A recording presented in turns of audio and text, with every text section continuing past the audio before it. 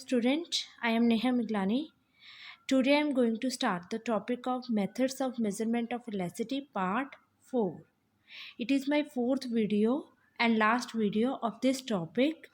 In my previous video, I have already discussed the previous methods of measurement of elasticity, that are the proportionate or percentage method, total outlay or total revenue or total expenditure method, and arc method and geometric method. Now I am going to cover in my this video the last method of the measurement of the elasticity.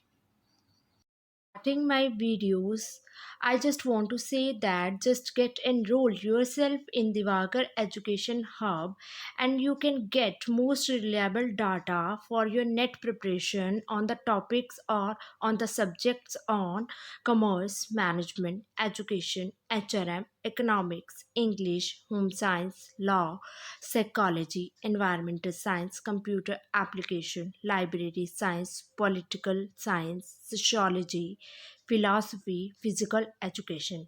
And you can also get the sample PDFs from the Diwakar Education Hub. And for any query, you can call on the number which are given on the screen. So our last method of the measurement of the elasticity is the revenue method. So as per the name suggests, we are going to determine the elasticity of the demand with the help of the total revenue. This method is given by Mrs. John Robinson. Under this method, we just find out the relationship between the average revenue and marginal revenue, and with the help of this relation we are going to determine the elasticity of the demand. So before discussing the average revenue and marginal revenue, we have to know that what are the total revenue. Revenue means the sale. As we already know that the total sale proceed that a firm obtained by selling its product is called its revenue. So what is revenue? Revenue means the total sale proceed. हम total कितनी cell करते हैं by selling our product, अपने products को cell करने के बाद, वो हमारी क्या कहलाती है? रेवेन्यू. सो रेवेन्यू के बाद जब अगर हमें टोटल रेवेन्यू का पता हो तो उसके थ्रू हम average revenue and margin revenue निकाल सकते हैं. So what is average revenue? The per unit value obtained is called average revenue. The per unit कितनी रेवेन्यू हमें मिल रही है उसको हम बोलते हैं average revenue. Then come to the marginal revenue. While the additional revenue obtained by the sale of the additional unit is called marginal revenue. Additional sale, एक और प्रोडक्ट सेल करने के बाद हमें कितना प्रॉफिट अर्न हो रहा है उसको हम मार्जिनल रेवेन्यू कहते हैं. जैसे फॉर एग्जांपल हम 10 प्रोडक्ट सेल करते थे, ठीक है. 10 प्रोडक्ट सेल करने के बाद हमारी जो रेवेन्यू थी 100 आ रही थी, ठीक है. अब हमने एवरेज रेवेन्यू निकालना है, तो एवरेज रेवेन्यू क्या होती है? Total revenue divided by N, के कितने प्रोडक्ट्स हमने सेल किए और टोटल रेवेन्यू आने के बाद कितने divided by number, that is 10. तो ये हमारा आया 10, that is our average revenue. Now come to the marginal revenue. Marginal revenue क्या होता है? मार्जिनल रेवेन्यू क्या होता है कि जैसे 10 प्रोडक्ट सेल करने के बाद हमें 100 मिल रही थी, बट 100 हमें रेवेन्यू मिल रही थी, बट अगर हमने 11 प्रोडक्ट सेल किए हैं तो हमारी जो रेवेन्यू है वो 110 हो गई, 110. तो मार्जिनल रेवेन्यू क्या आया कि एडिशनल प्रोडक्ट सेल करने के बाद हमें कितना एडिशनल रेवेन्यू मिलता है, वो होता है marginal revenue, that is 10. Now, so a firm aiming at enhancing its total revenue, हर एक फर्म क्या चाहती है? वो अपनी टोटल रेवेन्यू को बढ़ाए, ठीक है. चाहे वो प्राइस को कम करके हो, चाहे वो प्राइस को ज़्यादा करके हो. So the price elasticity coefficient of demand for its product at different level of its price provide the answer to this question. तो ये टोटल रेवेन्यू कैसे बढ़ाई जा सकती है? जब हमें price elasticity of coefficient of demand का पता हो कि कितनी प्राइस लेवल पे कितनी डिमांड आएगी, फिर हम अपनी जो टोटल रेवेन्यू को जो है बढ़ा सकते हैं. सो एवरेज हमारे जो रेवेन्यूज़ टोटल रेवेन्यूज़ के थ्रू भी हम अपनी एलास्टिसिटी ऑफ डिमांड को मेज़र कर सकते हैं। सो इस चीज़ को फाइंड आउट करने से पहले हमें इन चीज़ों के बारे में पता होना चाहिए कि व्हाट इज़ टोटल रेवेन्यू क्या है, मार्जिनल रेवेन्यू क्या है, एवरेज रेवेन्यू क्या है। जैसे मैंने अभी थोड़े से एक्सप्लेन किया है छोटी सी एग्जाम्पल से, इसको हम बाद में एलाबोरेटिव वे से भी एक्सप्लेन करेंगे कि कैसे एलास्टिसिटी निकाली जाती है, कैसे टोटल रेवेन्यू से average revenue and marginal revenue निकाला जाएगा।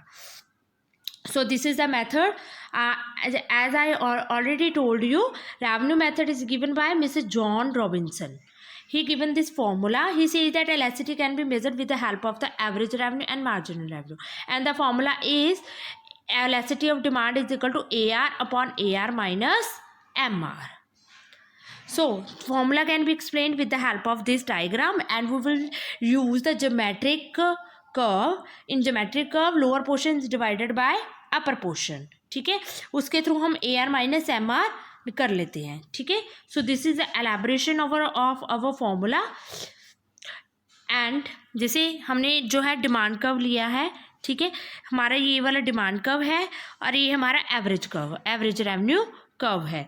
ठीक है, तो इस पे हमने पॉइंट्स लेके हमारे जो फॉर्मूला की कैलकुलेशन निकाले। I think you can understand very easily. Now come to the example.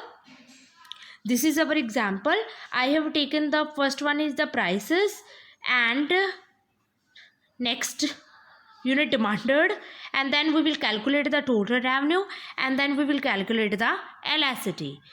So इसको हम कैसे explain करेंगे with the help of the live video.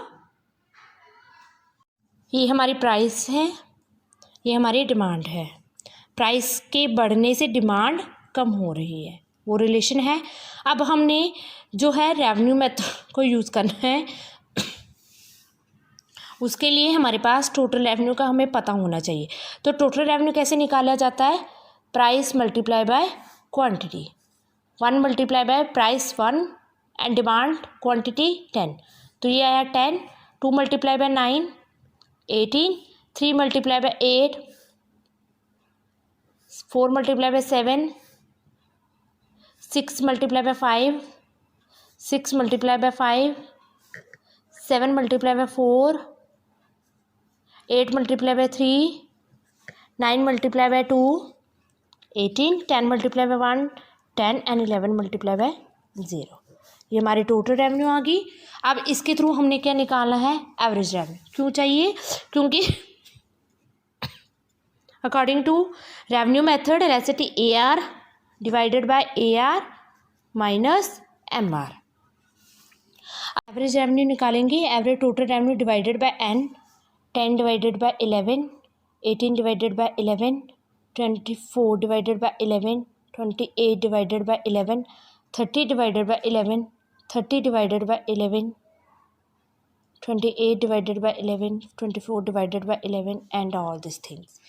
And हमारी जो मार्जिनल रेवेन्यू है वो कैसे निकालेंगे? 18 minus 10, 24 minus 18, 28 minus 24, 30 minus 28, 30 minus 30, 28 minus 30, 24 minus 28 and up to so on. और एलास्टिसिटी कैसे निकालेंगे? इस फॉर्मूला में ये दोनों वैल्यूज़ पुट करने के बाद हमारी जो आएगी वो हमारी एलास्टिसिटी होगी। मैंने ऑलरेडी टेबल में दी हुई है आपको। We will go through this table.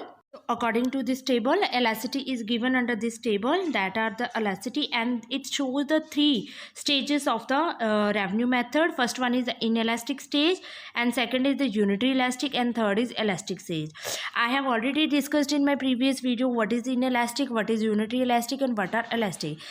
inelastic का मतलब क्या होता है? वन फैक्टर में अगर चेंज आ रहा है पॉजिटिव। inelastic का मतलब क्या होता है? वन फैक्टर अगर पॉजिटिव में चेंज कर रहा है तो दूसरा फैक्टर नेगेटिव में, इन्वर्स रिलेशन में आएगा।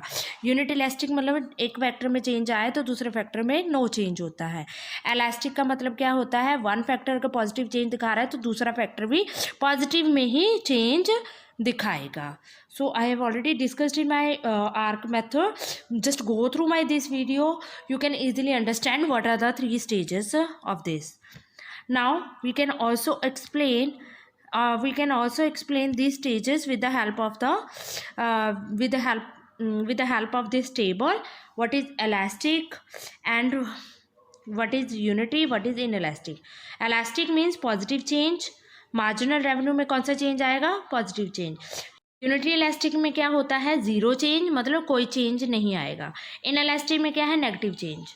मैंने पहले ही बताया हुआ है. इलास्टिक का मतलब, मैं फिर से रिपीट कर रही हूँ, इलास्टिक का मतलब क्या होता है, वन फैक्टर में अगर चेंज आता है तो दूसरा फैक्टर जो मार्जिनल रेवेन्यू है वो भी पॉजिटिव चेंज दिखाएगा.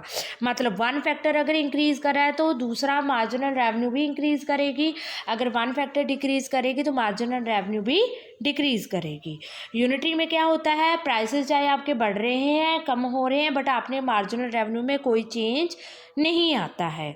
इन इलास्टिक में क्या होता है, आपके प्राइसेस आपके बढ़ रहे हैं तो आपके जो है मार्जिनल रेवेन्यू वो कम होंगे. अगर आपके प्राइसेस कम हो रहे हैं तो आपके मार्जिनल रेवेन्यू जो है वो बढ़ेंगे, मतलब नेगेटिव चेंज में आएगा, तो डिक्रीज इससे शो करेगा.